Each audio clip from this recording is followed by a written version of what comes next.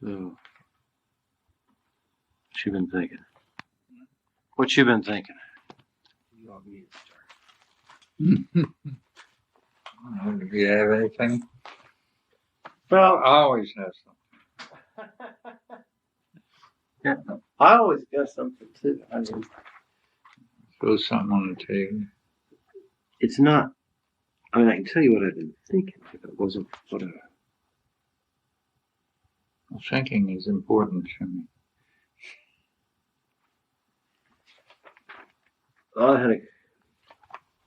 I remembered that we had left off somewhere with a question in terms of ideas, and I've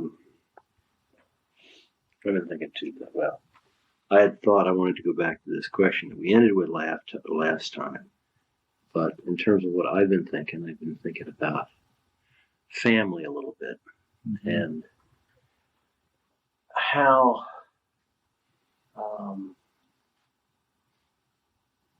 I mean it's unusual.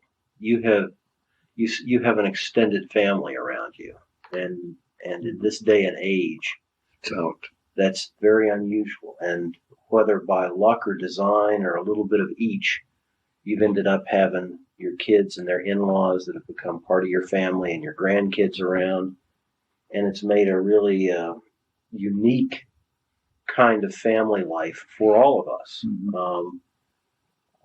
And I think about my own family that's scattered around the country, and my parents try to live near one or the other, or somebody.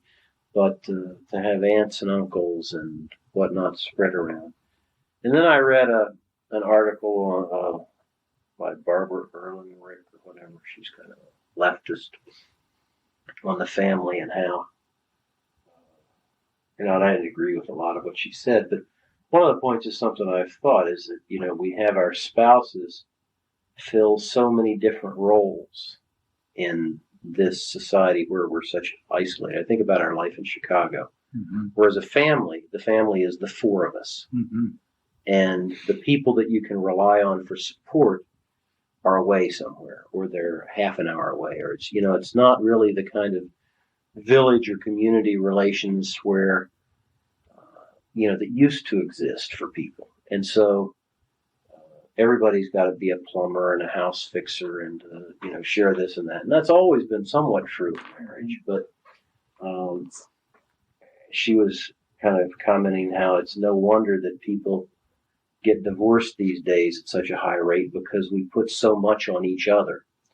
And really, when you marry somebody these days, you're marrying a village, only they don't know it and you don't know it. And it got me to thinking about kind of how lucky we are together to have an extended family that can meet some of those needs. And in a town like this where there can be some community. I mean, you've had long-term relationships with, she talked about you used to be able to, if you need a companion, you can go back to your high school buddy. And here you've had, the university provides some of that kind of continuity. You've got the Rasts and the Ludwigs and whatnot, so that your whole relationship isn't isolated on one person who's got to be everything to you. But I don't know, just those kind of thoughts running around my head. What that has triggered in me is some rather broad statements here. Since I was in Chicago,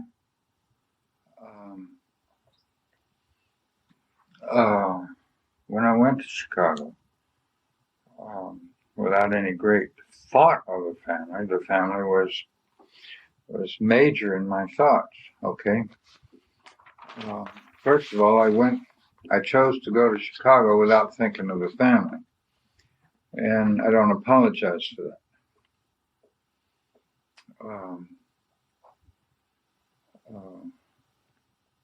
I don't know if that makes any sense. Here we just bought a home. We had lived in dormitories all our life, we just built a house and we moved to Chicago, the 21st floor, a little tiny apartment. How cruel can you get? Especially to a traditional wife, okay, who would love a little more than an apartment, and her friends, all the people you talked about. I'm just putting myself into this now as top of the head, but what was clear is that I had to do what I had to do. Okay, I won't make a big deal out of it. And what I had to do was not for my family and for me. It had a collective connotation, okay?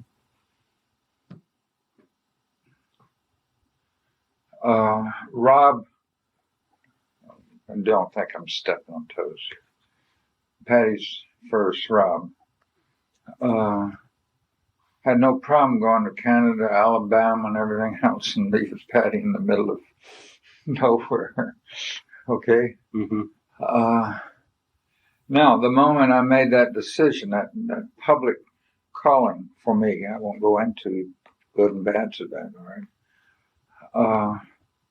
Then came my responsibility to my family. Okay? Mm-hmm. Hard. Real hard.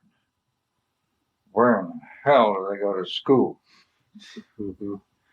Do I live in River Forest to Oak Park and commute in? That seemed to defeat everything I wanted to do.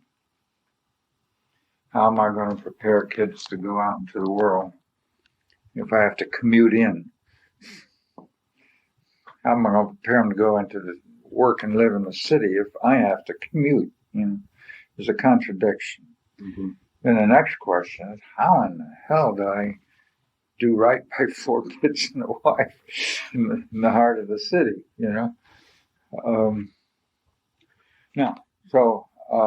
I worked hard at that, very hard at that. I won't go into details. Well, the details are fine because remember, I want to hear more history. Yeah, well, and we were talking about Chicago last time. Okay. But going to Chicago with a wife and 4 kids, a traditional wife and 4 kids. My first problem is I got to get her mind off of Valpo. I believe with a passion in self-determination, okay? I believe with a passion in independent thought. I also know how powerful our society is and tradition is. Well, I didn't raise this issue as a form of, anything other than to say that it's fortuitous in some ways. And I understand exactly what you're saying is that, you, like most of the people that have, that are around you, are driven in one way or the other to do something. I've been driven all my life to do something in the world. Mm-hmm. That's why I want to spend time on that. I just want to say that that's into what I'm leading up to. But even given that, most people are driven. Money means nothing to me. Mm-hmm. I need it to support my family, and but it's not what drives me. Most people in this world are motivated to make money. Mm-hmm. And that takes them off somewhere. Mm-hmm. But my thought was that it's curious that, someone who has been so outward directed, and I was thinking this too, is that directed outward and, you could, I suppose, be criticized for having focused out there rather than in here on the family. Yet your kids have benefited tremendously by the outward focus. Well, I maintain, jumping way ahead, I maintain that parents, the best education they can give their children is to let go of their children and live the life. Live one that chooses life instead of death. Choosing money as your goal is choosing death. I don't want to get into that, but I mean, I really mean that. It's choosing death. Living a life of success and competition is choosing death, which I could really argue is literally choosing death. I'm arguing that no matter how much time you spend or don't spend with your children, you can't top choosing life for yourself as an educational thing with kids. Annie wrote Patty a Mother's Day card. Mm-hmm. And it said something like, and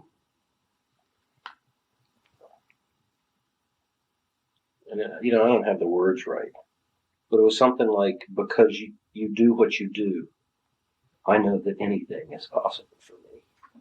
Mm-hmm. Well, there it is. There it is. I mean, here's Patty not around. Mm-hmm. And not many kids would write that about their mother. She feels terrible guilt about that sometimes. And well, Annie has taken the guilt away a little bit. Mm-hmm. Now, the moment you're a soldier in the middle of violence and blood and guts and everything else, and stop. This is a metaphor or something. And yeah. Stop dreaming. I recognize metaphor. Stop dreaming. Trees, poetry, flowers. You're finished. Okay.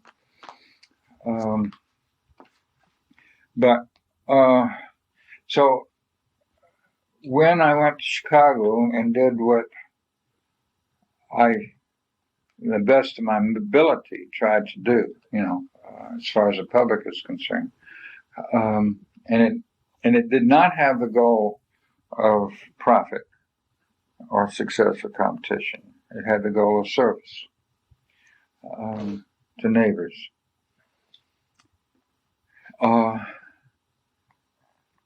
And brought down to the local level, that meant to the Chicken Switch, Iowa, 19-year-old middle-class kid who's coming and going to be sent out to God knows where. That's what it brought it down to. That was my neighbor in my hand that I could touch and feel. Mm-hmm. And I could not, in the same category we're talking about, I could not put the poor bastards in India always up front at the expense of this 19-year-old from Chicken Switch, Iowa. Okay, that was my neighbor that I could touch and feel, because living the life has got to be real. It cannot be idealism. I hate idealism. It has to be real, and as kids were really mine to deal with and to encounter. Now, bouncing around on what you kicked off with here, I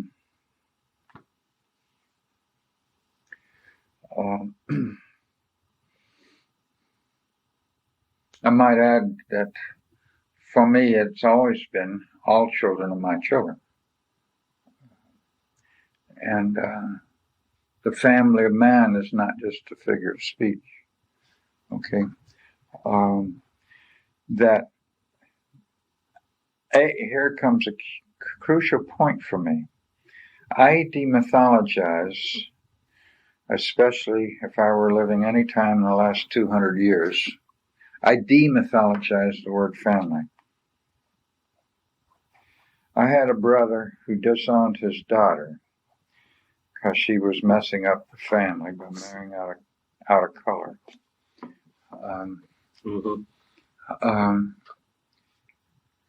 The family in reality, not idealism, Gingrich. The family in reality is one of the two institutions that historically, and I will add, obviously God-given, but historically, one of the two institutions necessary, that's a death word incidentally, for survival. Survival is not choosing life.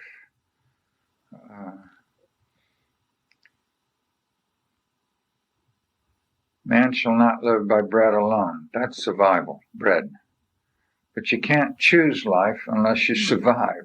You with me? Mm-hmm. The family is about the order of death. The family is about survival in the world. Historically, when all else fails, for boat people, for slaves, for everything else, the bottom line is the family. No matter how many people you killed or blew up or anything, the bottom line, if you got any hope at all, is historically is the family. Mm-hmm. It ain't nobody else. No matter what you do. No matter what you do. Now, it might not be there, but... yeah. But I mean, if anybody's going to love you, it'll be the family. It's going to be your parents. That's right. And the family that stick by you, no matter what you do. So that is a historical way of saying it is the institution. It's an institution. The institution necessary, one of the two, necessary for survival. Historically, we didn't always have banks or post offices. Or bond courts or whatever, or construction firms. But we've always had in all societies, in all tribes, for some crazy reason, whether it's 800 wives or what, we've had an institution called family. Yeah, and there's nothing necessarily holy about what it's made up of. No, I'm not talking about that at all. But we've always had an institution. Why didn't one tribe not have any? I mean, just have your babies and see which babies get taken care of accidentally or something. Just turn them out. And I'm sure there's some good-hearted person who'll pick this one up, and if not, too bad. I mean, there are some different kinds of families. Oh, from A to Z. Yeah. But there's always been, historically, a family. We have a hard time imagining what might make up a family today for most people, I think. Well, we want to come to that. Hold on a minute. That's a major question. For those of us who aren't, I mean, for very serious question. No, it's a question I've thought a lot about, because I thought when I was in college that the people I was with then, my people I lived with and worked with and whatnot, were going to be a family for a long time. And that didn't work. That didn't happen. But some people are still trying that. Yeah. No, I know. But it won't work. And it might not. I'm just saying that my generation went and tried a bunch of stuff. And the world definitely has, most of those people, what they've been reduced to is a very small nuclear family, if they haven't split and divided and got married again or whatever. But you know what I mean? If they haven't started doing the dishes, it's all over. But you know what I mean? It's been isolated. Mm-hmm. Now, that's what I want to get to before I lose it. Okay. The family, in reality, is a means of survival. But part of that survival, a major part of that, is when you talk about little children. It's not that hard to throw crumbs out to them. The question is, are you preparing them to survive when they leave the nest?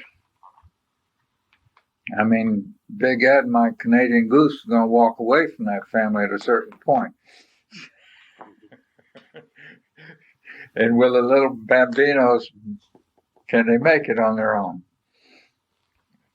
And so there's a responsibility in the family to prepare the little ones for the big world, for survival in the big world. Can you think of a better place for a little baby to wax and grow in when they see this? Not even talked about when we talk about single parents and stuff. They wake up every day and they see a big male and a big female. already they're saying gender, and then there's a 5-year-old, there's an 8-year-old, and et cetera, et cetera, et cetera. I mean, and the disagreements, because I believe with a passion, man, I disagree with Islam. Man isn't born holy and pure. Man is born of the flesh. And if you live alone, look out.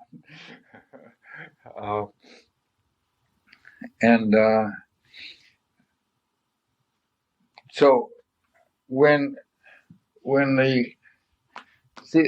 I've said this before, but it's always stuck to me when I was in East Germany, during communist East Germany. And they thought I was a communist, and they took me to all sorts of places. And I visited all the baby care, pre-kids, 3 to 6, every kind of care you can think of. And then I flew home and stopped in Chicago on the way to Denver and sat with Patty in the dining room, kitchen, having a glass of wine. Dylan and Annie, you've heard this story. Dylan and Annie, how many years difference between them? 4. 4 years difference between them. We're playing. This must have been a few years back. Little kids playing with a tent made out of the dining room table, in the other room. And then all of a sudden, World War II, Normandy, Iwo Jima, 4th of July breaks out. I hate you, I'll kill you, screaming, holy bloody murder, And Patty just sat there and drank her wine. Yeah. That's us. Haven't I told you this? No, I know. I that's us. I understand that exactly. And then in about 4 minutes, they were playing again. And I said, Patty, I want to commend you. In communist East Germany, with the givens they don't have, but about 1/4 of our standard of living. Within that givens, they have a hell of a baby care, daycare system. They have a pro for every 4 kids at every level. Yeah. And there's no way in hell 4 years different kid would be in a fight with the other one. There's no way in hell. It wouldn't even be structured to begin with. I mean, that they wouldn't be in contact. They wouldn't be in contact. And if they were, it would be ended immediately. Mm-hmm. Annie and Dylan discovered something. We're going to have a hell of a bad life if we don't get this shit together. Big stuff. You let kids work stuff out. Big stuff. Yeah. Super big stuff. That could not happen in the perfect daycare. Yeah. And now it happens in homes because mothers would go crazy if they intervened with every fight that took place. Part of it is we're just too tired to deal with that shit. It's like, let them get it out. It's like, if it gets real serious, if there's blood, they'll come and see me. Yeah. And it so happens it's one of the best educational tools there is. Your job is to make sure they really don't kill each other. But, it's interesting. I went on this camping trip with Dylan's school, mm-hmm. and there were several parents, and there's some of us there, and Mrs. Brandenburg, who's done Cub Scouts and Boy Scouts, and is great with kids. And our job, we thought, is to make sure they have a good time. It's their 2 days, mm-hmm. not our 2 days, And there was one woman there who was always, it's like the guys want to go up to the cabin early. I mean, they want to run ahead. I say, go ahead. I'll meet you there. I'll get there. Now, what are they going to do when they get there? They're going to have a big pillow fight. Do I know that? What in my mind, but do I care? No. They're not going to kill each other. This woman stops them. It's like, what are you doing? You shouldn't be in the cabin without your counselor. Blah, blah, blah, blah, blah, blah, blah, blah, blah. It's like a big control freak over. They can't have too much fun. They can't get into trouble. They're going to get into trouble if you let them alone. Oh, they can't manage their own affairs. It's like, I stayed out of there for a half an hour so that they could do what they wanted to do. And, it's that mindset of, mm-hmm. Kids can manage their own business. I remember doing it myself when I was. Well, they can't, and on the one hand, on the other hand, they recognize that it's going to be hell to pay if we don't. I mean, we better get this shit together. I mean, it might be even unconscious, that's all right. But that's how they learn. I mean, how they it's like, how do they learn to get along with each other if they can't fight with each other and make up and without having parents intervene all the time. And what I'm trying to say here on this point is that the family, this institution, is probably, well, it is one of the two institutions, not only to have a kid survive, but to be prepared to survive in the larger world. What's the other institution? Government. Huh? Some form of government. Okay. Necessary evil. Necessary evil.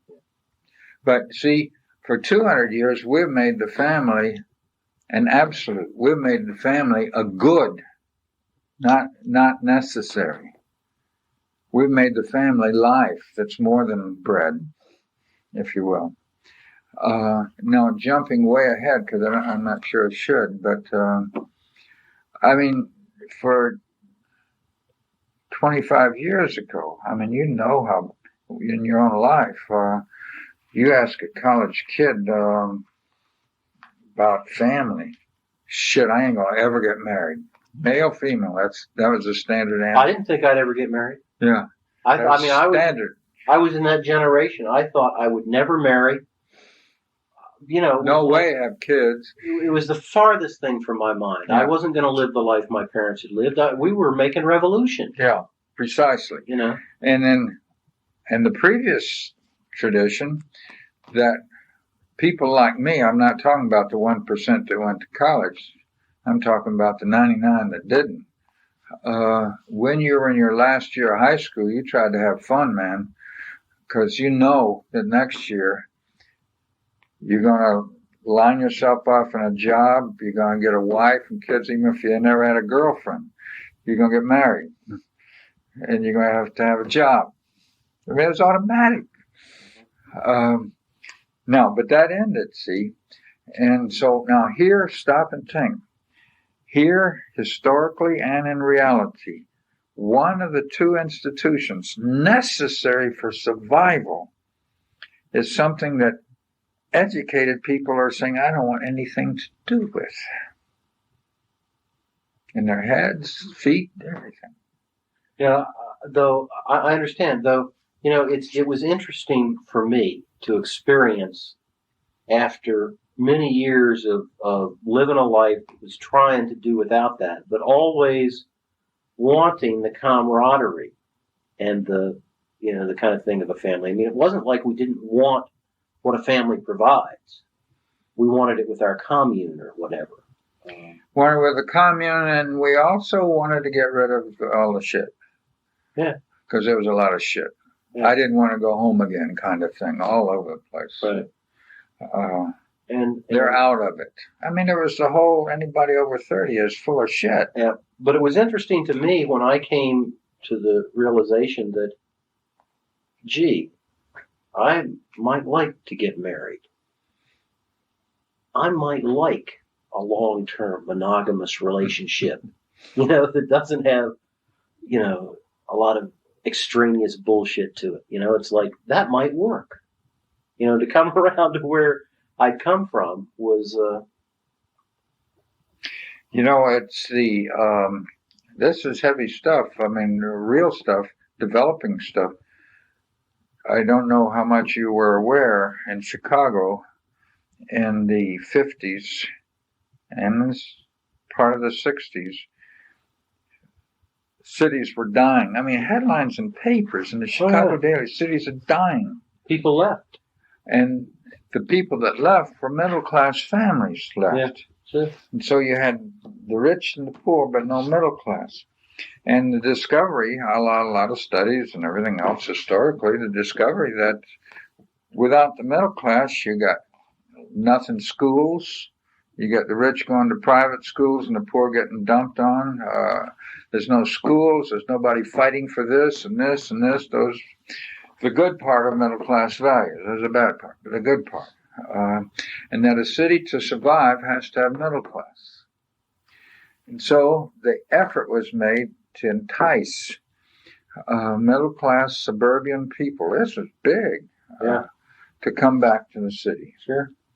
Now that totally failed. They didn't. And so came FFA. This is an unwritten big thing with developers, future family age. We've got to have middle class for the city to make it. Future family age is build new towns that will attract college graduates and prepare them, even with schools, prepare them for the fact that at about 33 or 4, they're going to have a kid and can stay here and go to a good school within the compound, et cetera, et cetera. You with me? Mm-hmm. That's FFA, future family age. Who was making the new family? The developer was making the new family. Here's the most important, one of the two most important institutions for mankind's survival being fashioned by the developer. Exciting, huh? In what I was trying to incoherently tell my students, there ain't no more important subject right now. The old family's dead. It's gone. Not here or there. Don't give me the fact that your mother's different and so forth. I don't listen to that. It's dead. Sociologically, it's dead. You're going to be working in Calcutta someday. That's going to be your home base. What the question is, if this is, you're fighting hard to get dumped daily, night and day, and you're totally ignoring the most important task at hand today is to invent for you today and tomorrow what is a good family. Mm-hmm. You don't want anything to do with it. Well, meanwhile, the developers know where it's at. And that was one of my thoughts this morning, is that we have, you and I, and our larger, DNA family, whatever. You know what I'm talking about? Is the last of a traditional family, and it's almost a fluke. I mean, I think it is. It's something that I feel very lucky to have in an age that is in the kind of transition. And I look at what we were becoming in Chicago in terms of our life together, and the fact that, the people I was trying to reinvent what a family might look like with have all gone off to different things, and so they're not around. And not even that we have the Rasts and the Ludwigs as friends anymore. That kind of, long-term relations.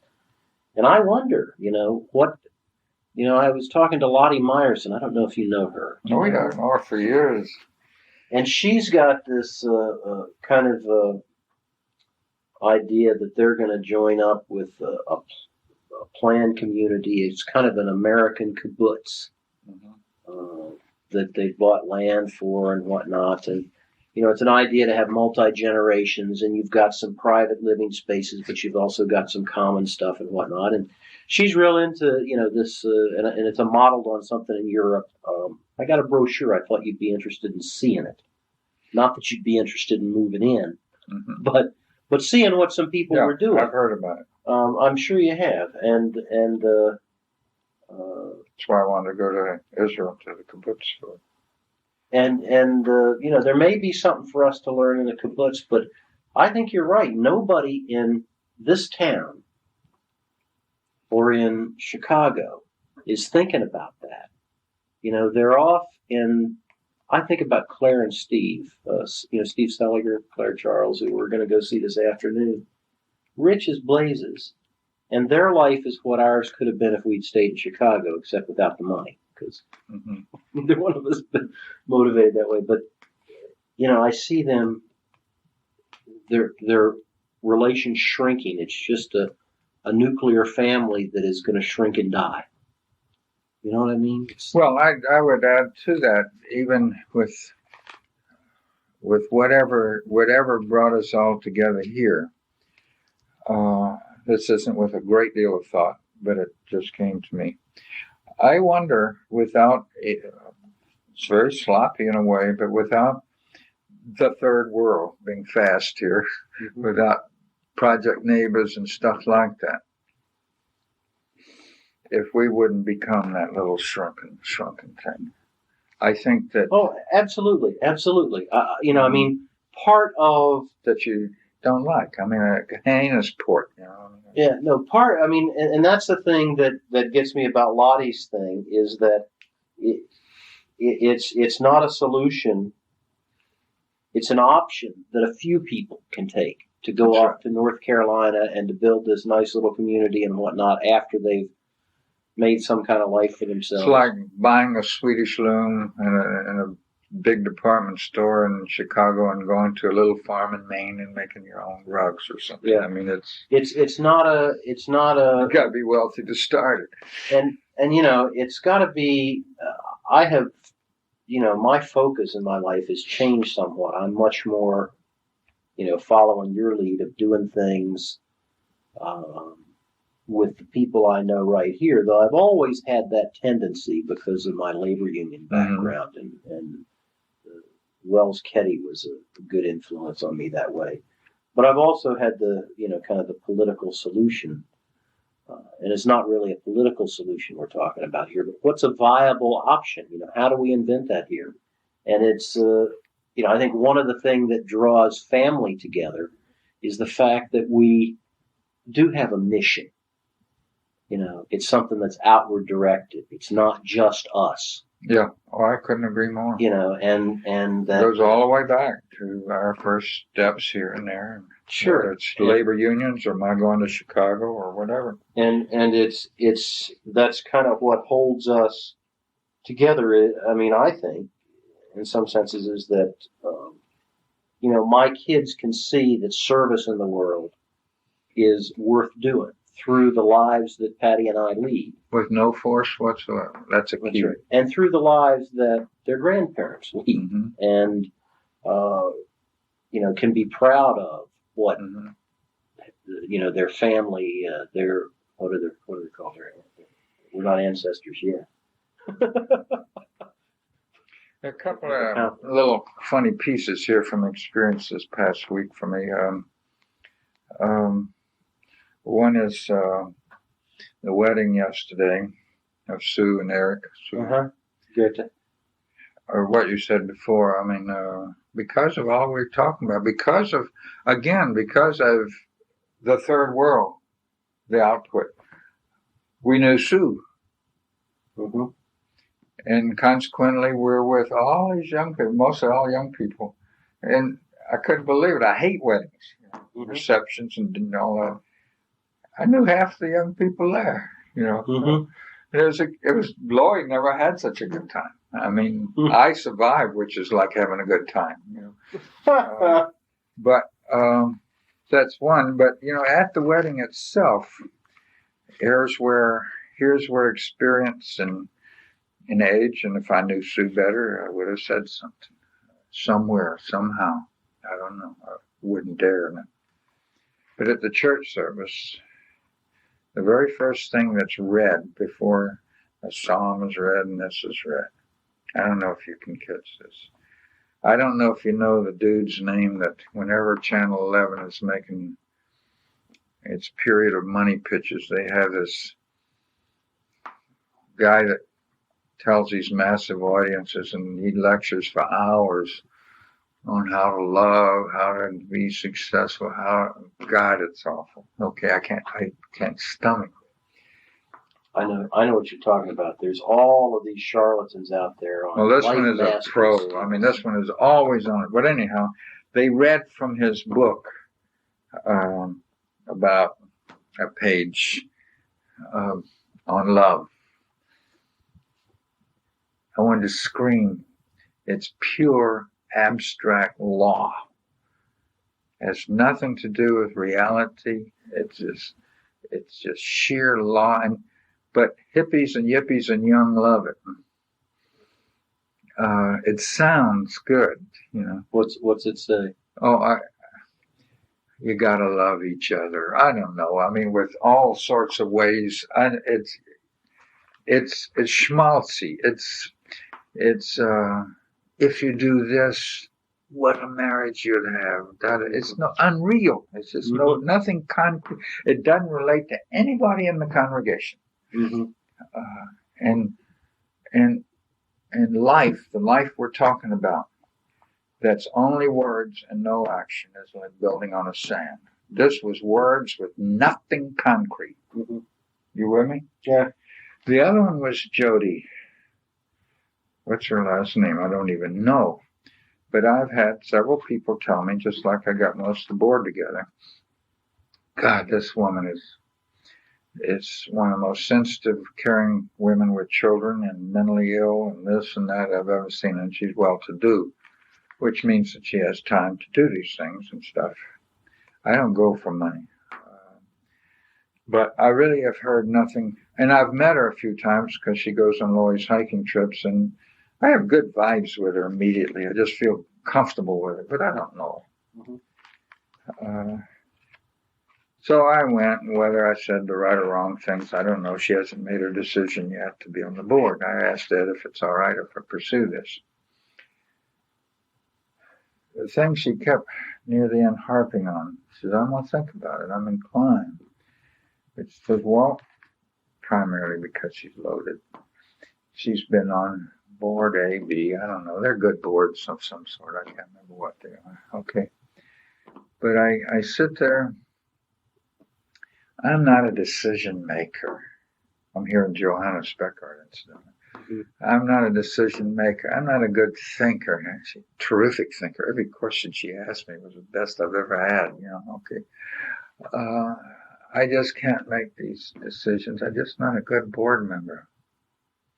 I didn't answer real well. I answered it the way I would like to answer, but I didn't put the words together the way, upon reflection, I could do better, I think. But she's the Johannas.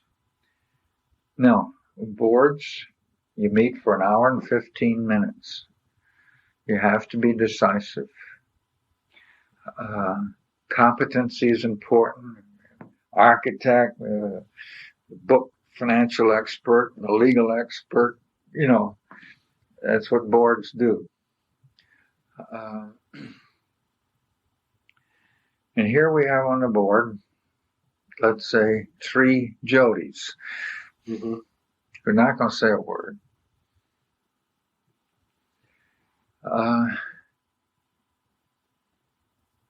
On the other hand, Ron Cooker is not sensitive to little children. He's not sensitive to the mentally handicapped. He's not sensitive to mothers. He doesn't know shit about them. I'm exaggerating. Yeah. And here we have right here on our board people who are. So when it comes to family, the same kind of thing. Our board better have room for the Jodies, and we better invent. How can we have a board that gets the job done and gets these voices out somehow? And and she may never say anything at the board meeting, but she may say something at the program committee meeting. Precisely. And that's the place where we can bring her out. I think about Johanna McGill. My guess is the first board she ever sat on, she kept quiet. Mm-hmm. Is that she was there because she had money. And I've seen her on 2 boards now. And on the PAC board. Now she'll speak out, right? Absolutely. Now, I'm just guessing about what she was like before. I don't know.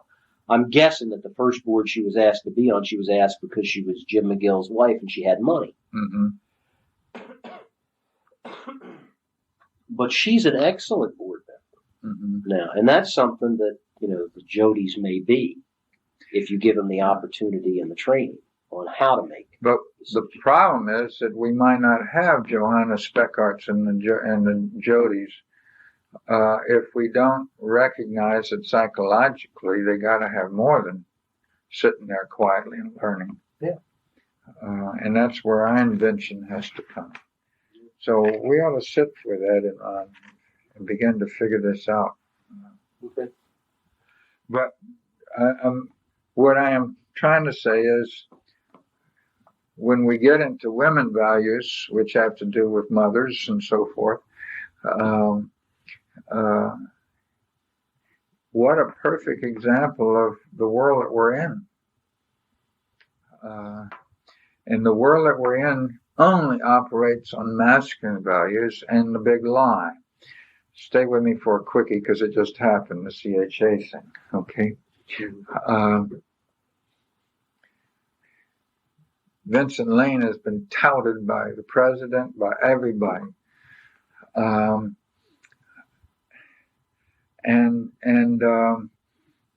also, by the same token, we're into letting the states do more.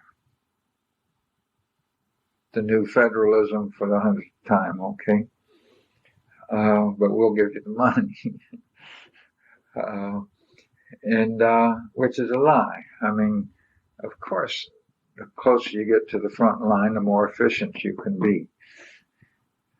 But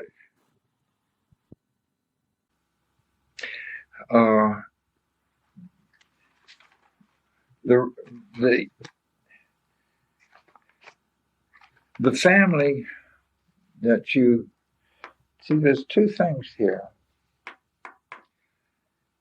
We have to invent. There are no answers to what you started this thing with. You're absolutely right. What we have here is, don't count on it, Annie. Don't count That's on right. it, God. Mm-hmm. And so we have to prepare them. There's two ways to prepare them. We also have to recognize that they're probably going to be the best ones to invent what this institution should look like, at least for the time being. Okay? But they're going to have to think about it hard. Feelings are not where it's at. Hard intellectual thought is where it's going to have to be at, in action. One way that we prepare our children for the world is to recognize that the world's mode for survival is the middle class formula. That's the world's mode for survival, is the middle class formula. Translated, you be good to it and it'll be good to you.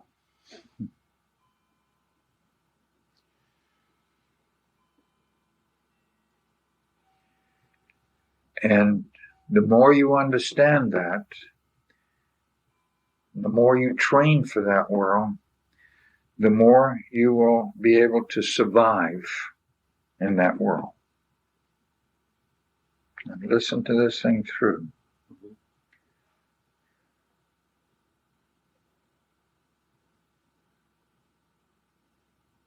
But you better put blinders on, psychologically or physically, because the more you become successful and survive in that world, the greater the distance between winners and losers.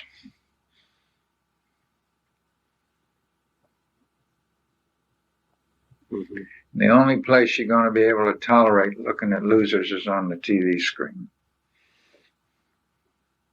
or internet, where you don't have to smell them or touch them or feel them or be with them the next day.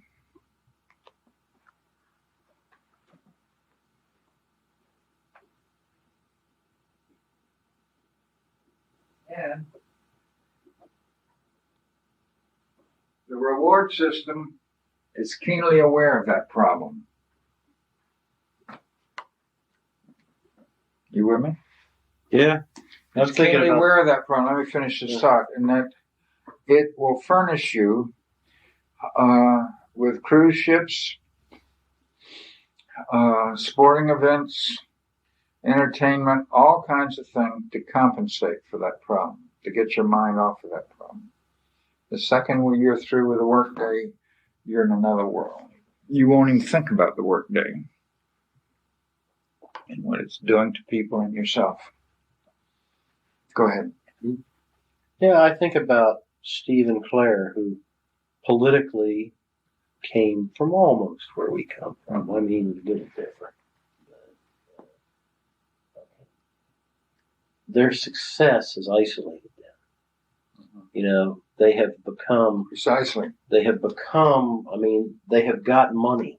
They're secure. More money than they know what to do with at this point. I mean, they've got a house in the fanciest neighborhood on the north side of Chicago, and a $250,000 house at Union Pier that they, it wasn't $250,000 when they started. They bought a little place, they gutted it, redid it. It's like, I'm sure it's gorgeous. I haven't seen it, but they've become isolated. They have become part of the separation between the rich and the poor. And which is not a real community. Claire used to give some money to Project Neighbors. My guess is that it would be like, you'd need a crowbar at this point. $20. To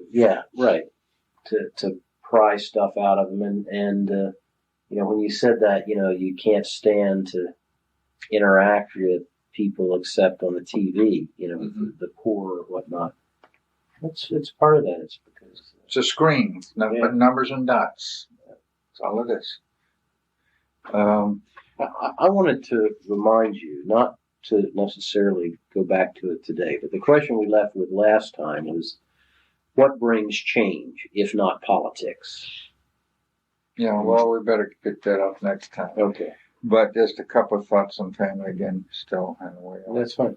All I'm saying that I don't think we can invent. This is what I mean by hard thinking and intellectual rather than feeling. Mm-hmm. We can't invent this new institution, Annie, without discussing everything we've been discussing. Hard intellectual stuff, You will be bought off. Now, the only way, and this gets into next time, the only way you have a chance not to be entrapped and enslaved into the world's order, because it's not a big brother up there. It's very seducing, this reward system. You with me? Mm-hmm. It's very seducing. You'll get your swimming pool. You'll have fun. You'll be entertained. You'll have a skybox, and you'll be on important boards for the poor. On top of it, and you'll make some grants to maybe Project Neighbors, but you'll be entrapped into a very aerial world. You'll be enslaved.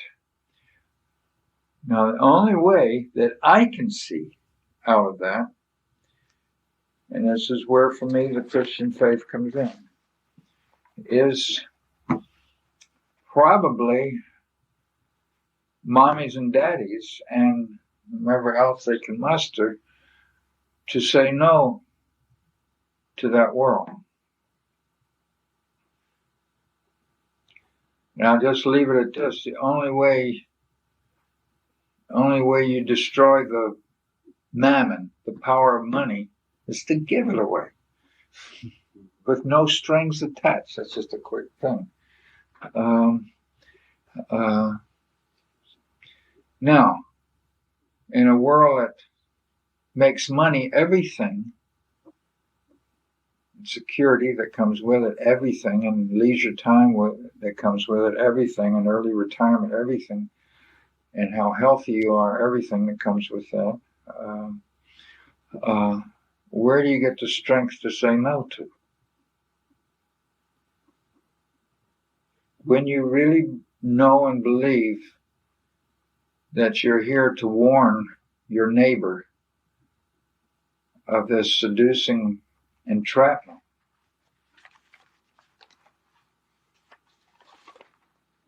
you will begin to understand how important that no is to them. I think we better save that for next time. I'm not saying that you have to be a Christian. I am saying that is precisely what the Christian faith talks about. Intellectually, not gooey feelings.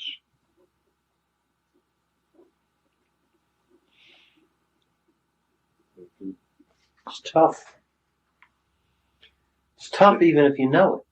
If you know that's what you ought to do. Now, what you just said is the reason there's a cross. Now, the Jesus people don't need a cross. They said it's not tough, just believe in Jesus. And they don't need the cross. They believe in Jesus and they can do anything. They kind of take no responsibility themselves. And one of the big things that they fail to see is that they're enhancing the enslavement by not questioning the means that they use for transmission. TV, Madison Avenue, brochures, God knows what. Madison Avenue loves the Jesus people.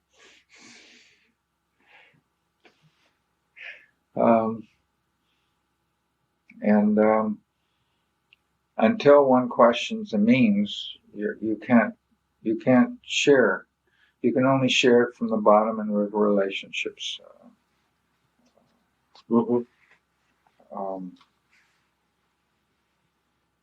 We're moving into that difficulty with Hilltop. I mean, it's going to be. I just hope we go as slow as we can, and not slow as we can, but don't have to worry. When Terry Kimmel calls me to the bank, I want to scream at him. He says, "Have you tried United Way? I can really fix that up for you. And there's federal grants." Well, I'm not. I want to say, where's Terry Kimmel in this? You're not helping us unless you're part of it. Well, and it's interesting because, for you it's Terry Kimmel. For me, it's Nancy Bucaric. Wants to be supportive of this project. Maybe we can get some Department of Commerce money. It's like maybe this is that'll help us out. And I think you're right. Is what we need is what we want. What's going to make this happen is give me some of your money. Invest in this. Yeah, from the president of university, who all the faculty put down, and the profs, they're all into this neutral business. When Alan says, "What can we do for you?" he's not talking about himself at all. Zero. In profs, my job is to be neutral and present both sides. But you're not neutral. Yeah, that's such hogwash. That's one of the... Richard Stith. Law students hate him because he uses the classroom to talk about his views on abortion. Now, he doesn't do that all the time, but he teaches criminal law. And there are several, I took 2 semesters of criminal law from him. There's several times during those 2 semesters when it's easy to talk about abortion and, whether it's murder, these are all interesting questions. Mm-hmm. I always found him delightful. He has a perspective. Every professor does. Absolutely. He doesn't hide it. It's right out there, out front. As long as he's fair for the other side. He doesn't even have to be fair. He will debate you. Yeah, but debaters respect the other side. Yeah. Good debaters. Yeah, no, I understand. But I never tried to fool him into thinking I believed like he did. Mm-hmm. But he always had some respect for me. Okay. And he always treated me with respect. He didn't belittle me or whatnot. Yeah, but see, now you're going from the president to faculty to students. The students don't want this either. No, I understand, and it was always interesting to me because I took jurisprudence. We're getting what we deserve. That's right. The philosophy of law, and Stith carries his views through. I mean, he's against the death penalty. He's for welfare for kids and whatnot. He doesn't do what Newt Gingrich does. He is consistent, and it comes out of his faith.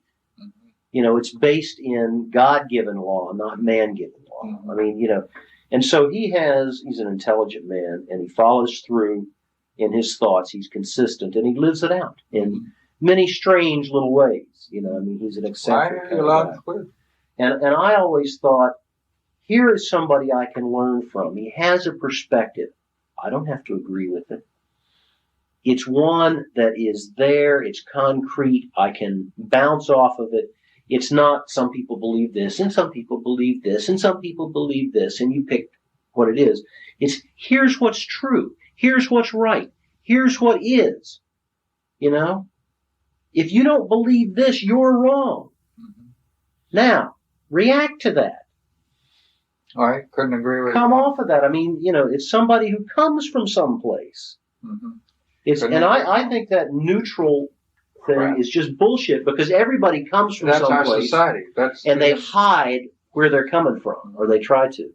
I would much rather talk to somebody who comes from dead opposite of me and is clear about it, and we can talk to each other rather than have somebody who doesn't take a stand.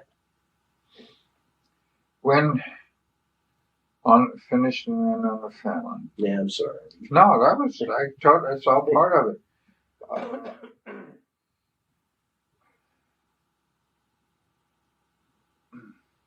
I start with my grandkids. I'm going to be writing Rachel a letter today. It'll be different than the one I wrote Annie.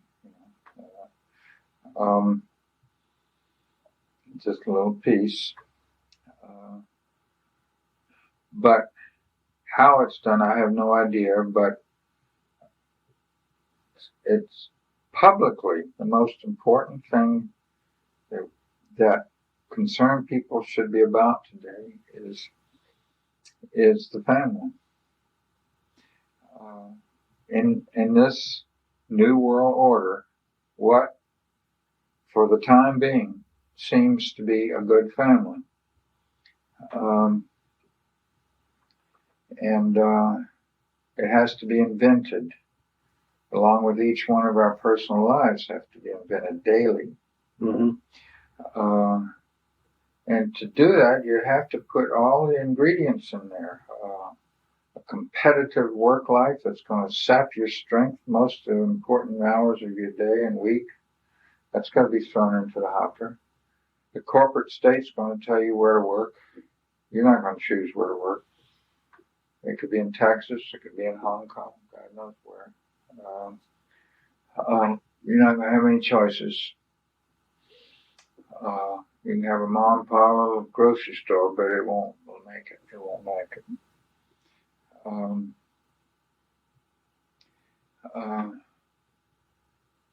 And I'm just talking about the family. I'm not talking about inventing everything else that has to be invented. Because there's a lot of things I'd like to throw into the hopper right now. But right now we're talking about the family. Until other things have changed radically, you better be used to the fact that you're going to be international. It's probably not enough just to go backpacking for a year after graduation. That's McDonaldism today. That's par for the course. They're waiting for you over there. That has to be invented. What it means to get to know different people. It's not just traveling to other countries. That's not going to do it. That's what all rich people do today. My brother, to the right of Hitler, or my oldest brother, was one of the first people that toured China, Mao's China. And he loved it. He loved the order. I'm serious. And to clean streets. And everybody working to clean the streets. Sure, I think there's a lot of capitalists who like the control that the communists had. God, yes. Yes. That's how Charlemagne loved Islam's takeover 200 years, in which they brought church and state into one chief representative of God on earth.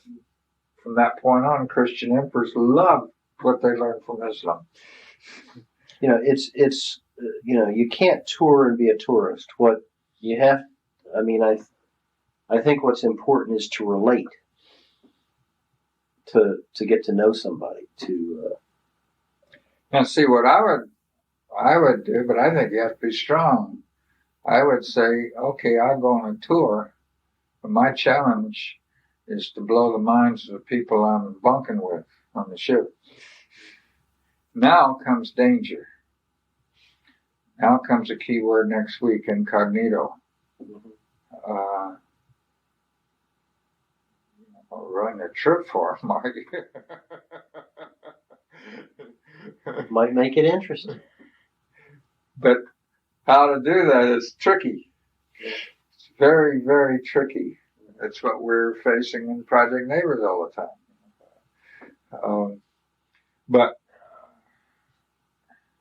So this invention requires a hell of a lot of thinking and talking, young with old, which is the only genuine education there is. We will not have the same decision-making problems that Annie will. I don't have yours. And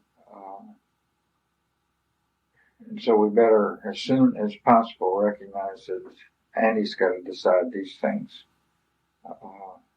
And we got to intellectually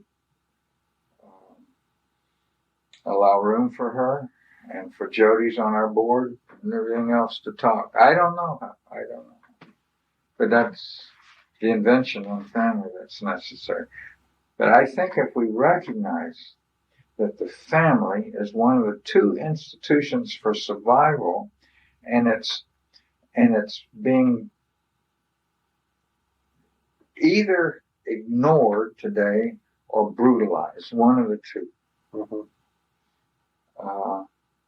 And without a great deal of thought other than going back to old traditional values, which that's out, you can't go back. That totally ignores the world we're in. Yeah, the Quayle's you shouldn't have single parent families kind of attitude. Oh God, is ridiculous. That's one of the things that I thought about this article I read this morning, is that it at least held up, some options to think. I mean, it encouraged you to think about what some new options might be. Where, and she was talking about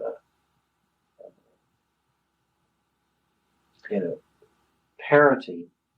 You've got a lesbian couple who's raising a kid, and they have a gay man as the father, who has no sexual relationship there, but who has agreed to be the father for their child, so that there is some my argument with connection. Stuff like that, George, I'm being unfair to your comment here, is I really seriously will be a passionate champion of think globally, act locally.